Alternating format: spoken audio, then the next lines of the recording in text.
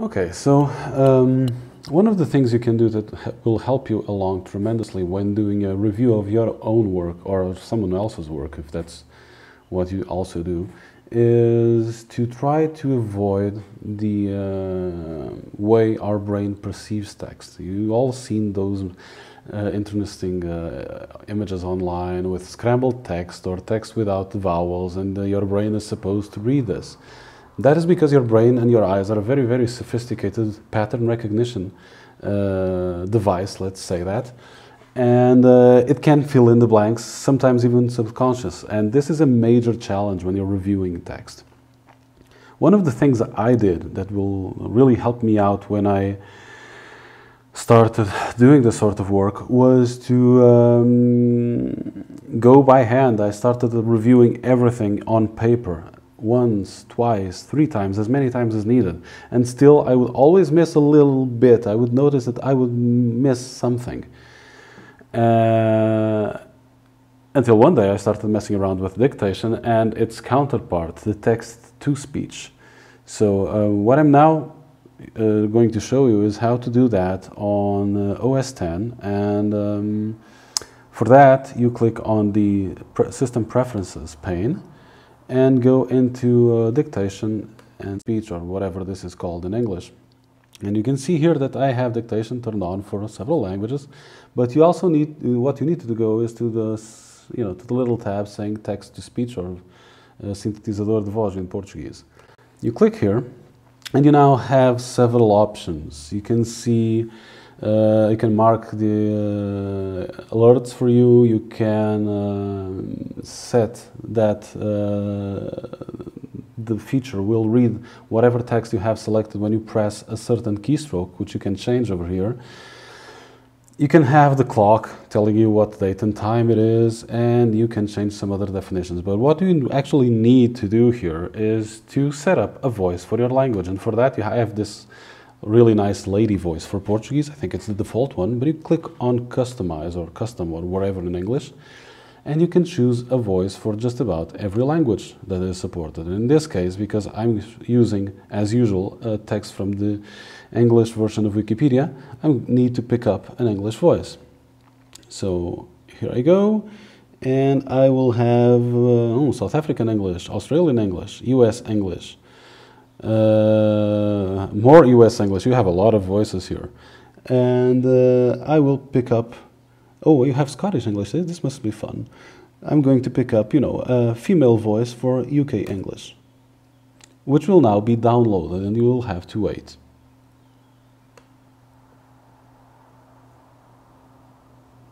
Okay, so we have now installed the second voice for English, which we will now be selecting.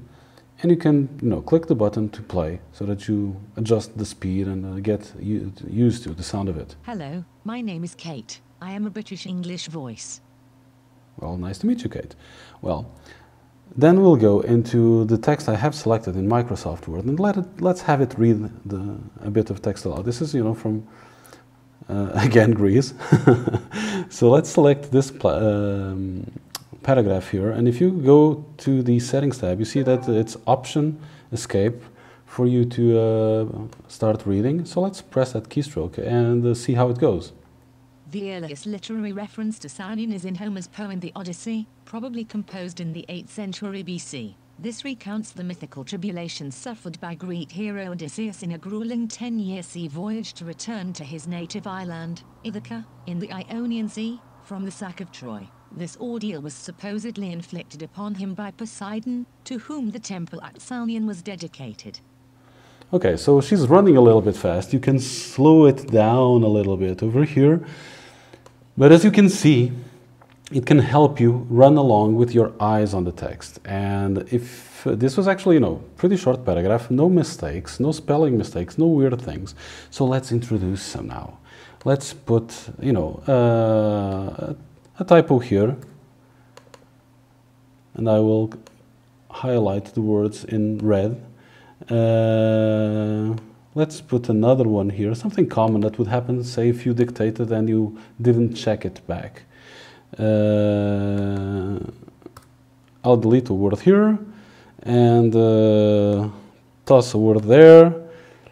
a letter. Actually, I'm going to mess up a little bit this text. And also, I am also going to introduce one superfluous commas, a couple of them. And you will see how different this will sound like. The earliest literary references to Sanion in Homer's poem The Odyssey, probably composed in the 8th century BC. This recounts the mythical tribulations suffered by Greek hero Odysseus in a grueling 10-year sea voyage to return to his native island, Ithaca, in the Ionian Sea, from the sack of Troy. This ordeal was supposedly inflicted upon him by Poseidon, to whom the temple at Sanion was dedicated. So, this was easy to spot as an error. This was easy to spot as an error. This wasn't so easy because it's still a valid word. You have to look at both things and see if you're, going into the singular or plural for this one. But you could get the superfluous comma. She made a little stop. And this really, really helps me out when I'm reviewing. I just take the document on screen or on paper and have it being read aloud at the same time by the computer. And if I'm doing this on screen, what I can do is immediately fix the error while it is still going along and reading that paragraph or a section of the text. So I hope this gives you a couple of ideas for your review workflows. And as usual, let me know if there's anything you'd like to comment or to see demonstrated.